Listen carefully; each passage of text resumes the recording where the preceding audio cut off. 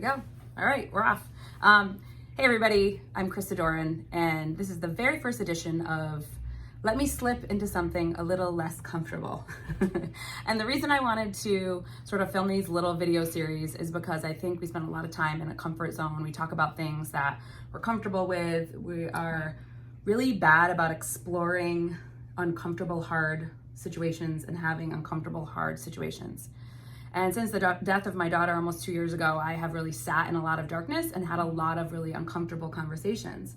And I feel like there's so many more to have around issues that really affect women. And so here we are, edition 1 with my dear friend Renee. I'll let her tell you a little bit more about herself, but today we're going to talk about shame, which is something that I think a lot of people, especially women, carry around with them. And so I just want to talk about shame with Renee because she is a divorce lawyer, and I can think of, if I think of a few of the most shameful situations, one of them is divorce. Yeah, absolutely. So this is a personal topic as well as a professional one. Yes, I'm a divorce lawyer. I represent people going through what is probably one of the most difficult times in their life. They say it's up there with grieving and loss, and it's a loss of their life as they know it. But it's also very much a personal journey for myself as well.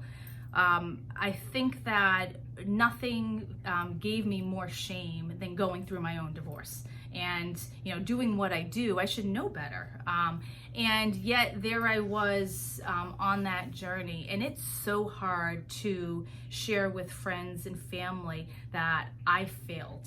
And that's where the shame comes from, because it's, I set out to do something and I fell on my face and it didn't work. And it's hard to really admit failure, especially in a world of social media. And everyone has this perfect existence in marriage and photoshopping of their life, and people aren't talking about that out there. That's not what they're putting out there, and it's not what's on Instagram. And so to have to say, this didn't work, and now here I am. That's hard to do, and I think that when people come to me as clients, that's probably one of the things that they're filled with the most, and that's where their fear is from, is, how do I tell family and friends and deal with this, and I'm a failure? What's next? Now what? It's the unknown. Yeah, and I think it's really bad to feel this way, to feel shame, Right. to feel pain. The only thing that makes it worse in my experience is navigating that alone. Right, absolutely. And so I think the more we can talk about this and have conversations openly about it, and sort of shed the shame, Right. then we can move to a place of love and acceptance and really step into our power, because Brene Brown says shame is a straitjacket, right? And it sort of constricts us and restricts us and keeps us small and keeps us quiet and keeps us hidden. And when we can break those chains and slowly start to create a new story, a new powerful story, then we can really become like who we're meant to be and get out of, as you see, really dangerous or bad situations. And in preparation for our meeting today, I did a little research. I'm a total fangirl when it comes to Brene Brown, and so I listened to her podcast on shame, and she said that shame tells you that, just like you said, you're not enough. It also tells you, who do you think you are? And it can lead to really horrible things. Like, shame is directly correlated to addiction, depression, violence, suicide, eating disorders. These are really bad things. Right. And so how do we, damaging, life-shattering things, and how do we move to a place where people aren't going through life just carrying the weight of their shame? Yeah, and I think that that's one of the things, sometimes it's hard to say you're in something that isn't good for you anymore and it's unhealthy. And I'm not talking about, I'm a divorce lawyer, but I don't support divorce. I'm not saying everyone needs a divorce. That's not the answer to everything. And that's the last answer. But the question is, if something is really unhealthy and it's toxic, and that, and a lot of times that's domestic violence too. And how do you, what's preventing you from taking the next step and stopping and leaving that relationship? And it's usually shame and fear. And as I was thinking about this topic too, and what shame is, and I came across terms that were often associated with feeling shameful, and that's feeling humiliated and feeling small and vulnerable. And going back to Brene Brown, why is vulnerable a bad thing? Like, isn't it a good thing to say, okay, like, this didn't work, but that doesn't make me less than. That doesn't mean I'm less of a person or less worthy of anything else just because this didn't work. So vulnerability is not a bad word. And yet it's fascinating that it's attached to that word shame. Right. You know, and I think that Renee Brown does a fabulous job of actually opening that word up to mean something positive. Yeah. And I think one of the things that connects us is vulnerability, right? Right. She has researched, and also how powerful Me Too is. Right. Because what I've learned through dealing through my interactions with women over the course of 20-something years since I've been a strength coach and worked primarily with women is that we sort of navigate these situations very alone. But if somebody says Me Too, then that opens up the floodgates for all these other people. That's why Me Too is so powerful. But Me Too is in a lot of situations, right?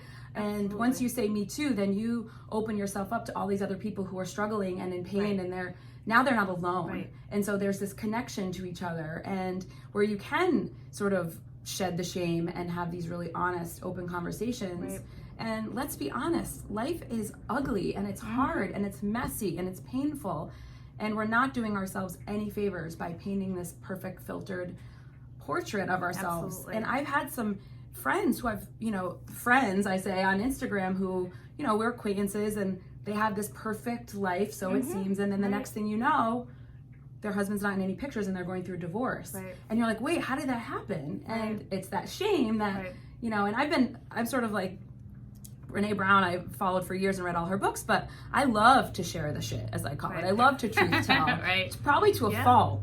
My kids are probably going to be so embarrassed by my truth telling someday, but it's so freeing just to tell the truth and to say, I'm having a hard day. I'm not in a good place. I'm in a bad marriage. I'm really struggling with the death of my child, or the loss of this thing, or the grief of this thing. And it allows other people to say, me too. And I don't know what you're going through, but I can see you, and I can support you, and I can sit with you in your pain and help you navigate this transition in this situation and move through it. And to that point, humanity is really good. People want to help. And I think that when you open yourself up, people then open themselves up, and it just is this effect that everyone wants to share and be there. And the people in your circle, I'm not talking the person in, the Walgreens line, but people in your circle, where it's okay to say, hey, I need help. Like, I need to talk to someone. I'm not in a good situation. I need guidance. And rather than Google something, because that's not where the answer is. The answer is sitting next to you and having a conversation, and become educated about it. Find answers, ask questions, turn to those people, and that helps, I think, lift that shame, and to have some empathy and sympathy for yourself, and allow yourself to forgive yourself. We're so quick, I think, to forgive other people, but we're not quick to forgive ourselves. When I was going through my own divorce, I don't think I forgave myself for years. I didn't want to talk about it. Like, I was so closed off about it. And that was my personal life, and I put it in a box. And then when I was doing my job, I never let it into that space. And now that I do allow it into that space, there's just a different connection. When someone's sitting there, and I can say I've been there, I've sat in that chair, I know what it feels like. I know how hard it is to say goodbye to your child on a weekend because they're going with the other parent, and how heartbreaking that can be. But you will get through this, and this is not the end. There's a light at the other side of this, and here's how to put a positive spin on this, and have those really conversations. And I think someone going through a breakup in a relationship when there's a child, that's usually one of the what weighs the most is your child, and you're missing time with that child, and the guilt can crush you. That's a really hard thing to hold on to, and you're sitting there by yourself and I think that's probably, like, for myself personally, one of my darkest points was post-divorce, sitting there on weekends by myself and saying, now what? Like, what happened? What did I do? Rather than turning to someone and talking to them, kind of keeping it all bottled in. And that was the mistake that I made, and that's where what my message is with clients is, don't make that same mistake. Talk about it, and there are resources, and there's there's groups, and there's just lift the veil from that guilt and that shame. I think that, like you said, humanity is inherently good, and we want to help. And I was reading something recently that said that the power of going through a really dark, hard situation and asking for help, it mobilizes people, it gives them purpose. Yeah. And I saw that when my daughter was sick, and after she passed, just people want to help. They want to make the situation better. It gives them purpose. And the people that don't, you figure out really quickly who aren't your friends. Right. And it's a really sort of litmus test to who has what it takes to be in your life, and who's really willing to go the distance with you. And you really learn who's, like, I call them my ride or dies. Yeah. So tell me a little bit about how you lifted your own veil of shame. Let's call it that. The veil of shame. I think just time. You know, I think time just heals. You know, I know that's a saying, but I think there's truth to that. And it was just forgiving myself for that, allowing myself to not feel like I was a failure because of. And so I don't think there was a magic anything. I put efforts into other things. I wrote. I focused on the time that I had with my son and making it really meaningful time, and on working out and yoga and self-improvement and doing things that were really for me, and that felt good. And so just it's those small baby steps. You know, there isn't one magic formula to fix all of that. I think it's just you just put one foot in front of the other and one day in front of the other, and you just allow yourself to walk that path. And I think that, you know, with grief, sometimes there's good days and sometimes there's bad days. And when you feel horrible, that's okay. And you just allow yourself to feel horrible and know that maybe the next day it will be a better day. Yeah. And you just keep going with it. Just honoring where you are on that day. Right, absolutely. I think one of the things, Renee Brown says, empathy is the antidote to shame. And I love that. Yeah. But I also feel like in my own experience with my own grief, but also because I deal with women in their bodies and navigate a lot of shameful situations around bodies and not wanting to show up at the gym because of how they look or because they haven't been there in a while.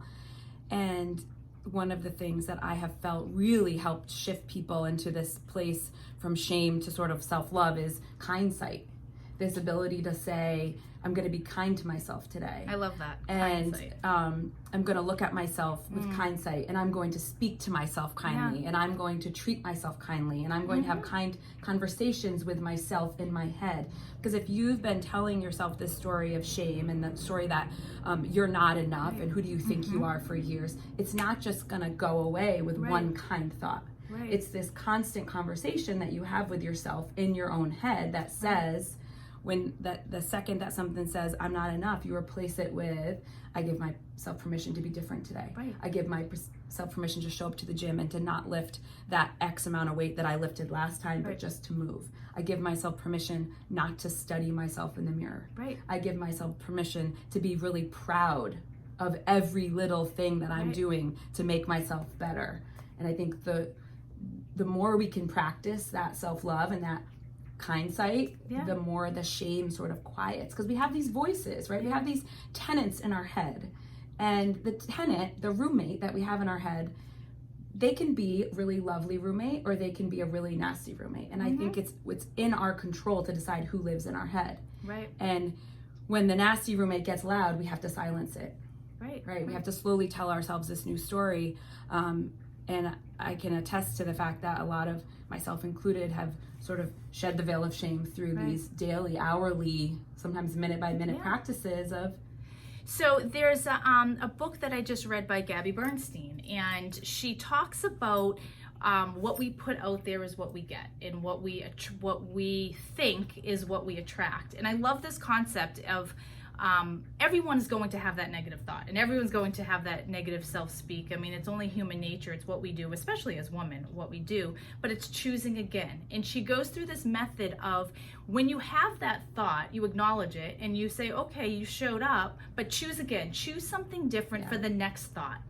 And as you practice that, it becomes easier and easier to continue to choose more positive thoughts. And when one creeps in there, you're like, nah, not today. I'm choosing something again. Yeah. And so that's even now, and as I read that book, it's something that I started practicing on a regular basis of throughout the day. And there's tons of challenges in work, and everyone has life challenges. Just in driving down Whitney Ave and having someone beep behind you because you didn't move fast enough at the green light. I mean, that happens on a regular basis. And what I really want to do is but instead you take a deep breath and you choose again and try to recognize, well, maybe that person has something going on in their life. And I think that really just changes your perception of who you are. And it's so easy to get caught up in the negativity and get in that self. Yeah, it's a cycle. It's a cycle. After every thought, there comes more and more and more, and you get stuck in it. And that happens, and it's like, how do I get out? And then you start just slowly. It's like, just choose another thought. Yeah. And it happens in these small shifts. Yeah. It doesn't happen overnight. Yep. And we can't undervalue the power of a small shift. Right. Absolutely. Consistently taking place over a duration of time. Mm-hmm. So I want to talk to you about if there's people who are listening who are in a relationship that they don't feel is healthy. And I think a lot of times what I've heard from friends and women that I know and love is that they just don't know what to do next. They're in a relationship that's not healthy, that's not serving them, or they want out, but there's all this shame, but yes, also other factors tied up. Sometimes kids, sometimes not, financials. And so, like you said, fear is paralyzing, and so they just stay. And then looking back on their life, I know a lot of people that have said, I regret that. I wish I had gotten out earlier. I wish I had been in a marriage that served me more, or a relationship that served me more. So can you just talk me through a little bit about, if there's somebody listening, what would you tell them? And so knowledge is power. The more you know, the better equipped you are to make decisions, knowing, so that fear will hold you in a place, because you don't know what's going to happen. And usually the financial impact is what worries people the most.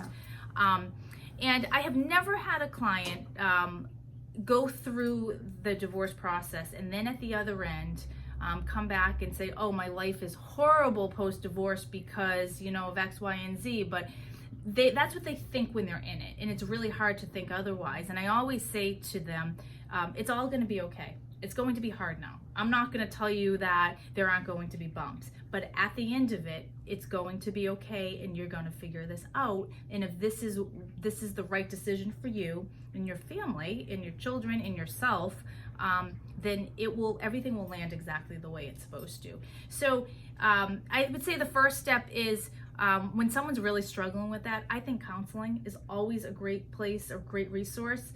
To have someone to talk to and just kind of grapple with your feelings and emotions and what's going on. Sometimes marriage counseling is the way to go. And it all depends on the situation and what's going on. If it's abusive, then that's probably not the best option. Making an appointment with an attorney just to get information. You don't have to do anything else, just to learn and sit. And so that big D word is less scary. And so and I think that's the first step, is just informing yourself so that you can make a decision that and have some control over it, because it's your life. And that's why people don't do things, because they're afraid they're not going to have any control. They don't know how their life is going to end up. And it can end up okay at the other end, and just gather the information and sit and talk to professionals. Help a financial advisor. If finances is the problem, sit with someone and say, what would life look like if this was the situation? There are always answers out there, and it's just getting the information and surrounding yourself with the people who can help you and want to help you. Yeah, such great advice. Thanks. Anything you want to wrap up with?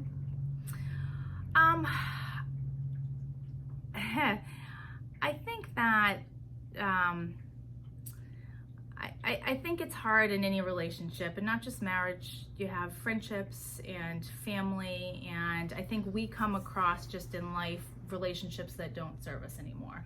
And I think that sometimes we hold on to them because we have to salvage them, and we're afraid of the conflict. And so I think that my only advice is just, You know, everyone knows what doesn't feel good and what doesn't fit and what doesn't serve you and what's not good for you. And it's just evaluating about who you want around you, you know, and that's not just a spouse, that's just really anyone in your life. We have the power to control what our life looks like, what our days looks like, what our, you know, how we live each day. So it's that, in recognizing that, because I think so many people feel powerless, and we have it. I think a lot of women especially don't trust themselves. Right, yeah. They don't trust their inner voice. Yeah, right. They don't trust their ability to make decisions. Yeah, that's what I was trying to say. You just said it better. So some closing thoughts are trust yourself. Right. But also, I talk about this a lot in the gym, is we have the ability to do hard things. Yeah, we do. And, you know, I said it all the time, and then my child died, and I was like, well, this is just too hard, right? Yeah. But what I learned is that courage is the muscle, and sometimes the hard thing is just showing up to the next day, right? Sometimes it's just getting out of bed. And what the past almost 2 years have been since her death is doing a series of hard things linked together. And what that has taught me is that I can navigate really hard situations. I can sit in what feels like unimaginable pain, and I can make it to the next day. And so my advice to you, anyone out there is listening who's having a rough time right now, who's navigating in a hard place, is you can do hard things, and courage is a muscle. The more you flex it, the stronger it gets, the braver you become, the better you get at facing head-on fear. And sometimes fear is just another day. So thank you for sharing your expertise and your shame with us. Shedding the veil of shame. Until next time, let's make ourselves a little less comfortable.